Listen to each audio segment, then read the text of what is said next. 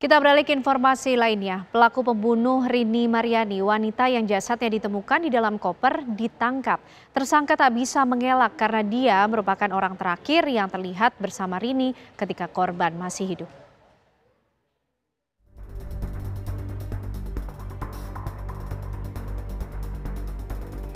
Pukul 9:51 Rabu 24 April 2024, AARN terlihat bersama Rini Mariani di koridor sebuah hotel di Bandung. Ini adalah kali terakhir Rini terlihat masih hidup.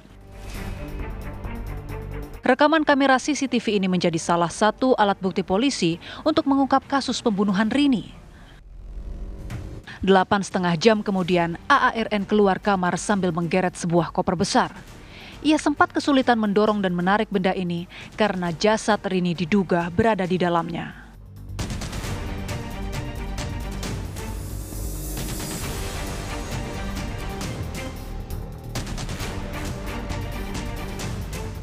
Berbekal rekaman kamera pengawas, identitas pelaku pun terkuak. Tim gabungan dari Polda Metro Jaya, Satreskrim Polres Metro Bekasi, dan Satreskrim Polresta Bandung kemudian terbang ke tempat persembunyian AARN di Palembang, Sumatera Selatan, lalu meringkusnya. Pria yang menurut polisi memiliki hubungan pekerjaan dengan korban ini tak berkutik ketika digiring tim Satreskrim gabungan ke Polsek Seberang Ulu 2. AARN kemudian diterbangkan ke Bandara Soekarno-Hatta Cengkareng, lalu diboyong ke Polsek Cikarang Barat, Bekasi, Jawa Barat yang pertama kali menangani kasus pembunuhan ini.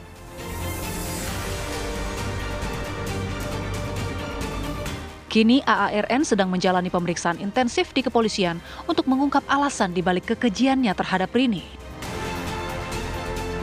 Saat ini akan kami laksanakan pemeriksaan lebih lanjut untuk mengetahui motif-motif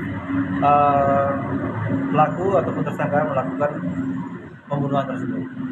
Nanti untuk keterangan lebih lanjut akan disampaikan oleh Bapak Kapolres, Pak Direktur Kriminal Umum Polda Metro Jaya, dan Bapak Kabid Humas nanti di hari Jumat akan disampaikan kepada rekan-rekan media sekalian.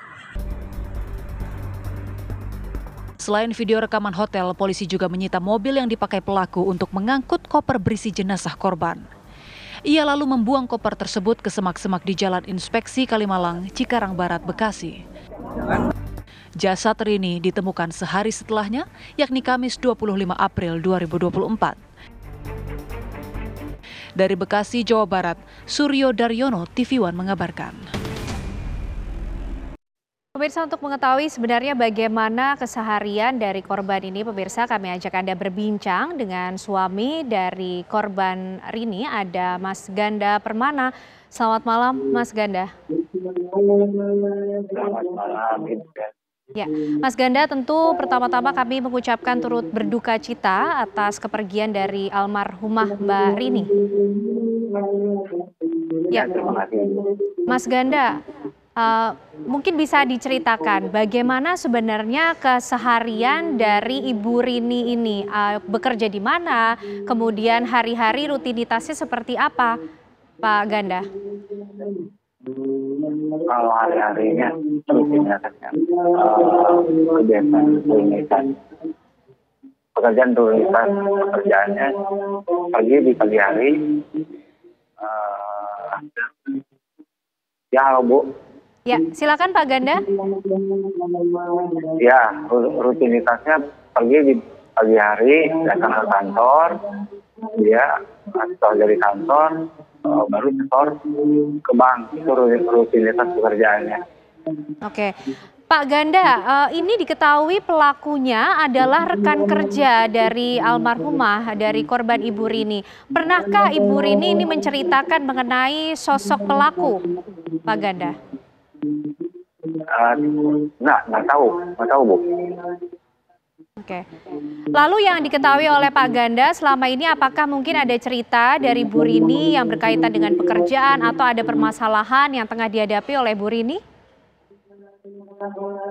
Belum, nggak cerita apa-apa Ibu.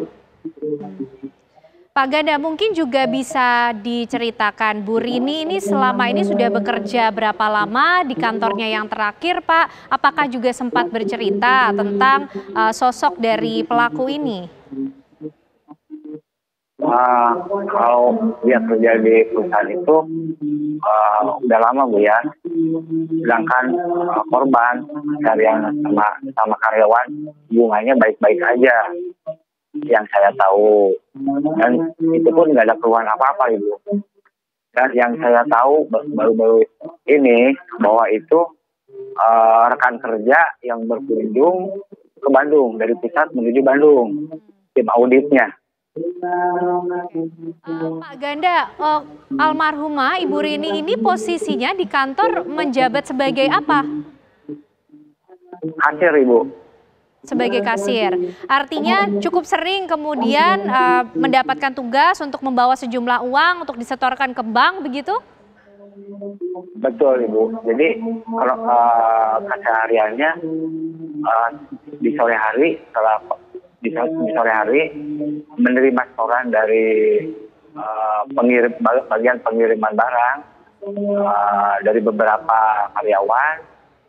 Tugas ini saya mengumpulkan dari hasil setorannya itu merekap, lalu di pagi harinya, keesokan harinya antara jam 9 sampai jam 10 baru disetorkan ke bank gitu Ibu. Oke. Pak Ganda, apakah mengenal sosok pelaku ini sebelumnya?